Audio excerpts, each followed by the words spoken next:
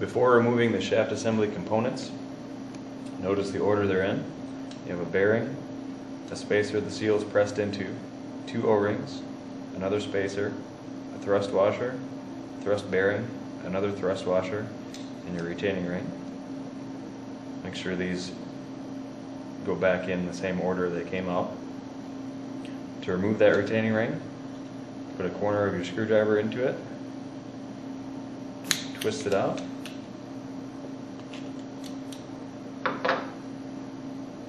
it may help to lay these components out in order on a clean surface to keep from contaminating any of these parts.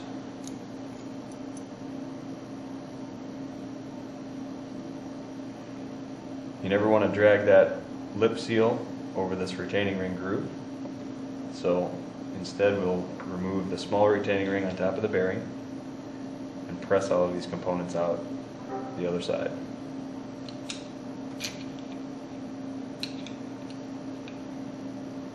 Push this off, being careful not to damage the bearing. And we'll go to the press.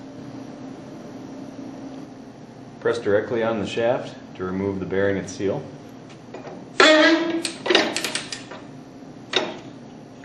At this point, examine this portion of the shaft for any excessive wear or pitting and replace as necessary. You can also examine the bearing. Make sure it turns smooth and isn't tight or lumpy. That bearing is included in the hydraulic motor seal repair kit as well.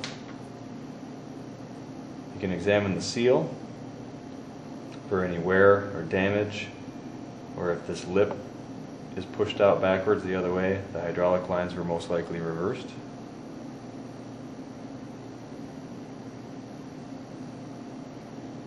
To remove the seal from this cartridge, press it out.